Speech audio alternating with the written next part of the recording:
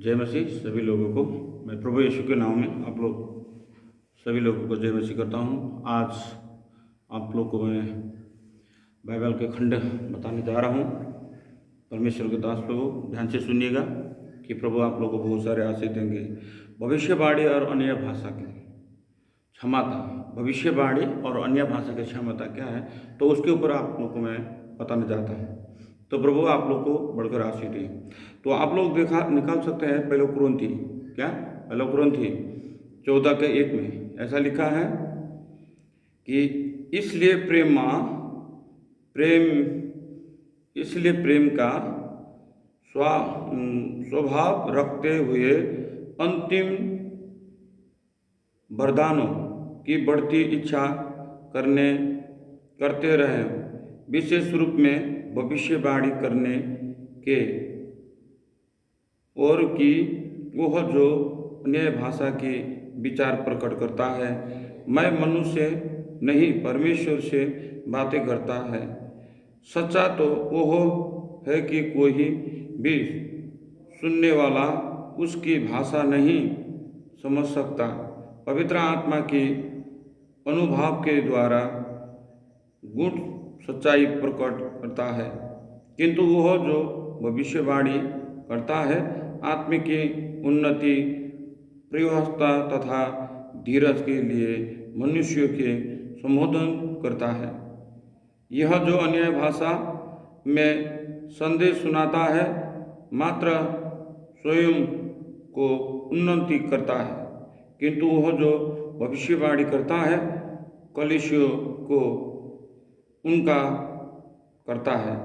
मैं चाहता हूँ कि तुमसे हर एक जो अन्य भाषा के क्षमता प्राप्त हो, किंतु इस बजाय बेहद यह होगा कि तुम भविष्यवाणी की क्षमता प्राप्त करो, क्योंकि वह जो भविष्यवाणी करता है वह अन्य भाषा बोलने वाले से जो अनुवाद किया बिना अन्य भाषा में बातें करता है बेहतर है, क्योंकि अनुवाद किए जाने पर ही कलीसियों की उन्नति संभव हो सकता है। आमीन। परमेश्वर आप लोग को बढ़कर आशीष दे।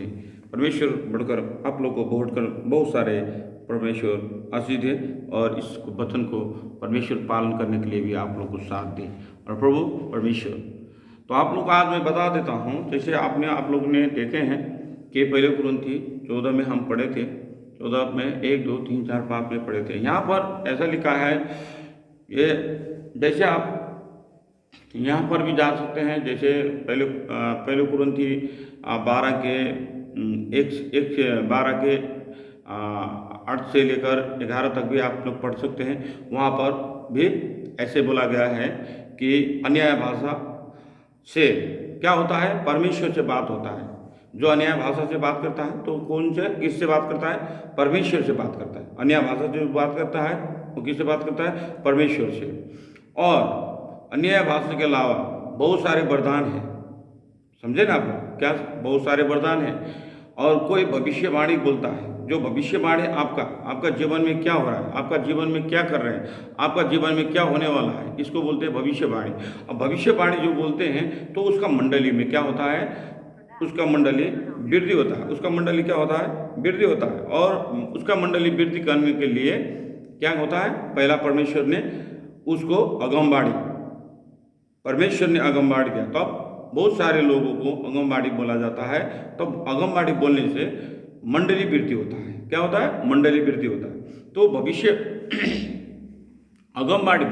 अगमवाणी बोलने से क्या होता है, मंडली वृद्धि होता है। और परमेश्वर ने चंगाई का वरदान दिया है किसी को। चंगाई से क्या होता है कि इंसान बहुत सारे रोग होता है, पीड़ित में ही रहते हैं, तो उन लोगों को क्या होता है कि परमेश्वर ने वो वरदान दिया हुआ वरदान को आप यूज करें तो परमेश्वर उस रोगों को, उस बंधन को तोड़ता है, और आपके जीवन में ऑयल वाटर से अर्थात परमेश्वर के अनुग्रह से और परमेश्वर के आग से और परमेश्वर के अभिषेक से दुष्ट आत्मा को निकाल सकता है, लेकिन पवित्र आत्मा के वरदान से बिना वरदान कुछ नहीं कर सकता है। आपके घर में क्या हो रहा है, आपका समाज में क्या हो रहा है, तो आप जब पवित्र आत्मा का सलाहकार भेजते हैं तो उसे वरदान मिला गया है, तो वो अन्य भाषा से वो बात करता है और परमेश्वर उसे भविष्यवाणी बात करने का देता है और भविष्यवाणी बताता है कि ये होने वाला है और तुम्हारा जीवन में और तुम्हारा घर में, तुम्हारा परिवार में ये समस्या है। जब प्रभु परमेश्वर ने अगमवाणी बोलने का वरदान देते हैं, तो वरदान के लिए क्या होता है, पहला परमेश्वर को स्थान, तो मंडली वृद्धि होता है। मंडली वृद्धि होने के लिए पहला क्या होता है कि भविष्यवाणी बोलना जरूरी है, अगमवाणी बोलना जरूरी है। लेकिन आत्मिक वृद्धि करने के लिए, आप ना आत्मिक वृद्धि करने के लिए अन्य भाषा, परमेश्वर इंसान नहीं जानते, कुछ नहीं जानते इंसान। आप अन्य भाषा से बात करोगे तो इंसान नहीं जानते, तो वो जानता है कौन, परमेश्वर खुदा जानता है, यीशु जानता है, परमेश्वर जानता है। या अन्य भाषा से आप बात करते हैं, परमेश्वर के और आपके संबंध रहता है। तो परमेश्वर के आपका संबंध वहाँ पर होता है जहाँ पर आप अन्य भाषा से बात करोगे, तब परमेश्वर के और आपके बात होता है। तो आपको बता देता हूँ अन्य भाषा से एताव। और दूसरा एक बात है कि यहाँ पर परमेश्वर ने किसी को अन्य भाषा जो बोलते हैं उसको खोलने का, जो अन्य भाषा बोलते हैं उसको खोलने का भी वरदान दिया गया है। परमेश्वर के बाइबल के वचन अनुसार परमेश्वर ने उसको खोलने का, वह अन्य भाषा बोलते हैं तो हम लोग बहुत सारे देखते हैं, आप लोग कोई हिंदी में बोलता है तो कोई इंग्लिश में बोलता है तो हिंदी में ट्रांसलेट होता है, कोई नेपाली में बोलता है इंग्लिश में ट्रांसलेट होता है, कोई हिंदी में ट्रांसलेट होता है, तो ये ट्रांसलेट होता है। जितने भाषा आप बोलते हैं ना तो ट्रांसलेट, इसी तरह से अन्य भाषा जो बोलते हैं तो इसी तरह से परमेश्वर दूसरों को खड़ा करता है। जिस तरह परमेश्वर को दूसरा दास को खड़ा करता है कि उसको क्या बुझने का, उसको बुझने का और दूसरों लोगों को जो और मंडली लोगों को समझाने का वो वरदान उसे परमेश्वर ने दिया गया है। तो परमेश्वर के दास लोगों को मैं बताता हूँ कि प्रभु बहुत सारे जानता है, कि प्रभु बहुत सारे काम करता है और हर इंसान को परमेश्वर ने एक एक वरदान दिया है। और परमेश्वर के दास लोगों को मैं बताता हूँ कि परमेश्वर जो वचन दिए हैं और जो वचन से बोले हैं वो भी आपको करना होगा। जैसे आपने देखा है बहुत सारे अगम वक्ता ने भविष्यवाणी किए हैं, बहुत सारे पास्टर लोग ने इस संसार में अभी भी भविष्यवाणी कर रहे हैं। तो आपको मैं बताता हूँ भविष्यवाणी अन्य भाषा ये परमेश्वर के दिया गया है वरदान है। और ये मत समझो कि चंगाने का वरदान भी परमेश्वर ने दिया है, चंगाने का वरदान परमेश्वर ने दिया है। दुष्ट आत्मा को निकालने का, हर प्रकार का रोग, जादू टोना, तंत्र मंत्र इन निकालने का वरदान भी कौन दिया है, परमेश्वर ने दिया है। तो परमेश्वर के दास लोगों को बोलता है निराश होने का जरूरत नहीं है, क्योंकि परमेश्वर, तुम एक बार गिरोगे तो 1000 बार मेरा परमेश्वर तुम्हें उठाएगा, तुम एक बार गिरोगे तो 1000 बार गिरोगे तो भी मेरा परमेश्वर उठाएगा, तुम्हें उठाने वाला मेरा परमेश्वर। तो परमेश्वर के दास लोगों को मैं बोलता हूँ कि प्रभु से विश्वास रखें और परमेश्वर से, खुदावन परमेश्वर से विश्वास रखें, अपना काम में और कार्य में जारी रहें और परमेश्वर से विश्वास रखें। अगर विश्वास आपके ऊपर आपको बता देता हूँ, इतना विश्वास नहीं है तो आप कुछ भी नहीं कर पाओगे। परमेश्वर से विश्वास रख के आप प्रार्थना करोगे तो परमेश्वर आपके जीवन में बहुत सारे काम करेंगे, लेकिन किस द्वारा, विश्वास द्वारा।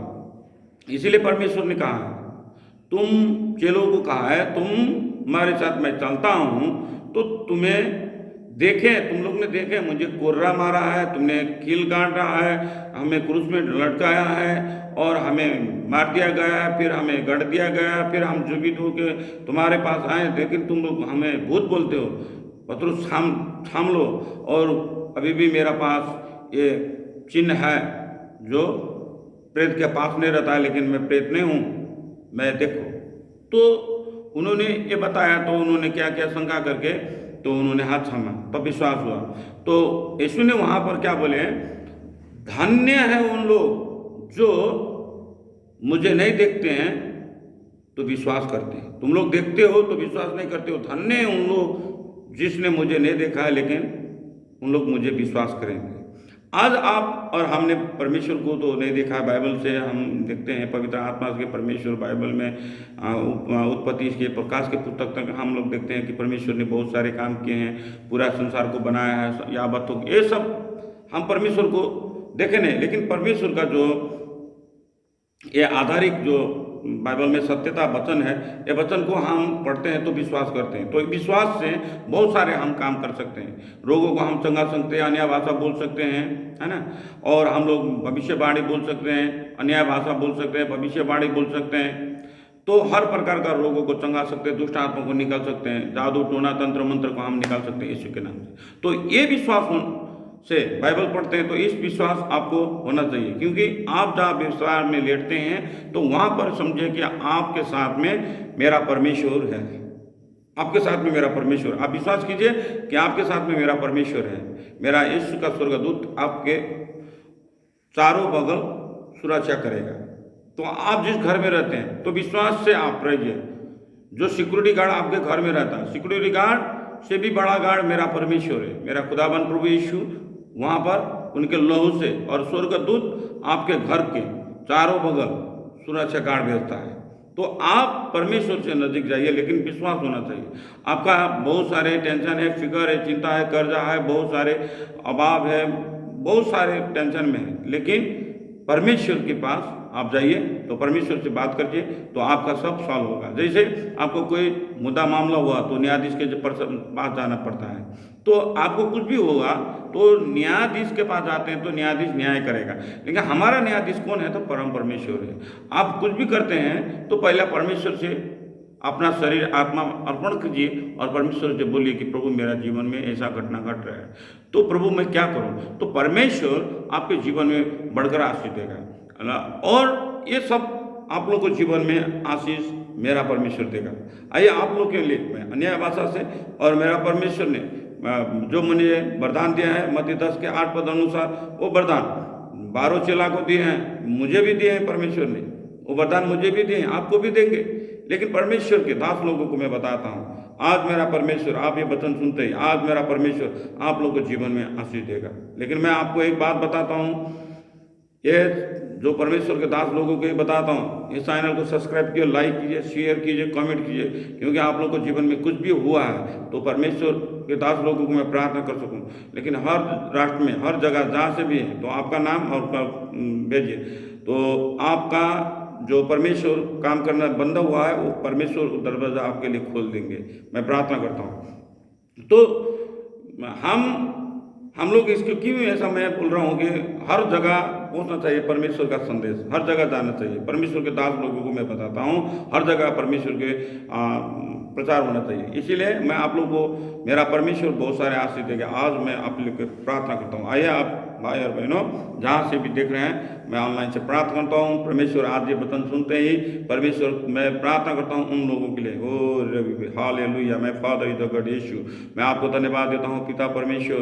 हर ऑनलाइन से देखने वाला भाई और बहन को परमेश्वर आप पवित्र आत्मा से छू ले परमेश्वर, उन लोगों के छू ले परमेश्वर। आज मैं उन लोगों का जीवन में परमेश्वर के पवित्र आत्मा से मैं उन लोगों के जीवन में ओ रिपा रिपा रिपा रिखाला बारा शेंदीरी रिबी रिबी रिबी रिबी ओ खाराला बसे प्रभु हर प्रकार का टेंशन से उतार दे परमेश्वर, रिखा वाला मना से हर बंधन को तोड़ दे परमेश्वर, हर कर्जा को बंधन को तोड़ दे यीशु के नाम से, यीशु के नाम से हर बंधन कर्जा को तोड़ दे परमेश्वर। कितने को परमेश्वर परेशान है, बीमारों से कर्जा से परेशान है परमेश्वर, ओ राबा राबा रिबा राबा रिखरा लाबा से छुटकारा करा दे परमेश्वर, आज छुटकारा करा दे परमेश्वर। इन लोगों के जीवन में कितना हॉस्पिटल में पैसा नहीं है परमेश्वर, इलाज करने गए हैं परमेश्वर, उनके पास नहीं है, लेकिन डॉक्टर और वहाँ का हर परमेश्वर वहाँ का डॉक्टर से बात करे परमेश्वर, उनके आत्मा में बोले परमेश्वर, ये सुनते हैं प्रभु उनका परमेश्वर छुटकारा हो जाए, और पैसा भी परमेश्वर छुटकारा करे उन लोगों को परमेश्वर। आपकी उनके न्यायाधीश है, आप इंसान के अंदर रखकर आप बात करेंगे, इंसान के अंदर रख के बात करेंगे परमेश्वर, उन लोगों को आशीष दे परमेश्वर और छुटकारा करे प्रभु। कितना के घर जमीन नहीं है परमेश्वर, उन लोग रास्ता में बैठे हैं परमेश्वर, उन लोग दुआ कर रहे हैं प्रभु, इतने भाई बहन दुआ कर रहे हैं प्रभु, उन लोगों को आशीष दे प्रभु, उन लोगों के घर में आशीष दे प्रभु, उन लोगों को जमीन घर दे परमेश्वर, पवित्र आत्मा परमेश्वर। कितनी का